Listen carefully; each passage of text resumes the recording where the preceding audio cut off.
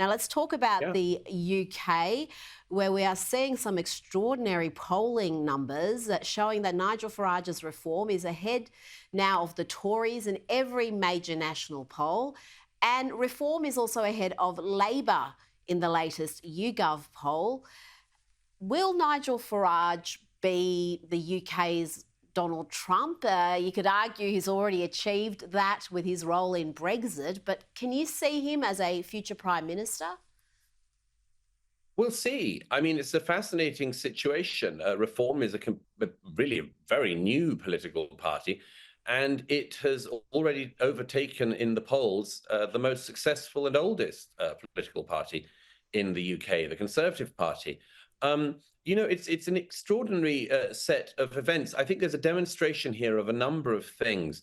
The first is the inept manner in which the Labour Party is trying to govern the UK. They've done absolutely nothing to improve living standards or indeed Britain's reputation domestically or abroad since coming into office. It's inevitable that a lot of people notice that and would like a protest vote. The interesting thing for Nigel Farage and reform is whether they can be more than a protest vote. And that'll depend to a great extent on who Farage surrounds himself with as the party grows. It's a very important but perilous moment in politics when a party grows very fast like this.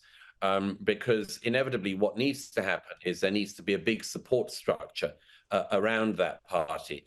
But yes, there's, of course, 4 years, more than 4 years to go until an election has to be called in the UK. But it's exciting. I mean, yes, as you say, there's a sort of insurgency feel similar to that led to the election of Donald Trump. And I think people will be looking for anyone who can show how they can be better governed, because it's hard to see how they could be worse governed.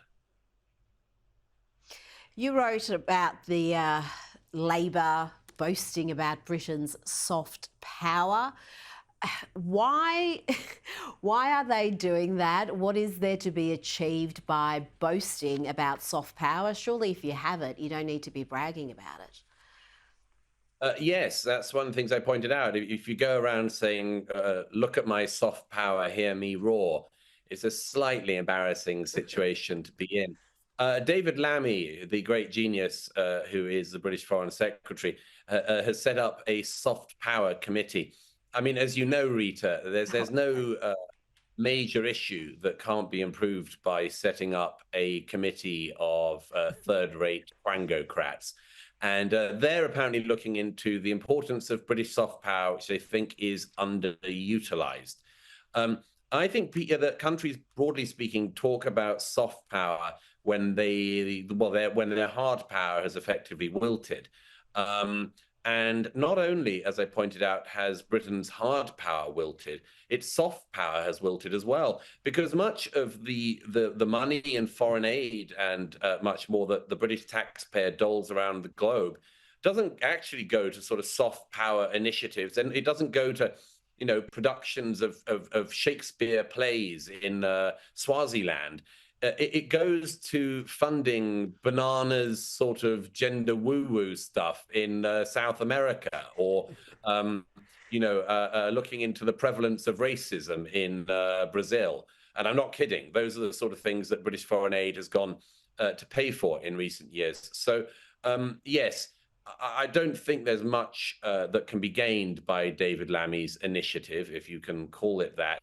But I also think that it's very interesting to watch when countries, and this is another thing the Trump administration has been looking into with USAID, when countries end up splurging money around the globe, and the money they're splurging actually is on projects which to a significant extent are against the people who are funding the projects, you're in trouble. And that's to a great extent where British foreign aid funding goes. Sometimes it goes to countries with regions that are richer than regions of the United Kingdom. And I think that's ridiculous. So I wish that David Lammy would apply his hard thinking to somewhat harder questions.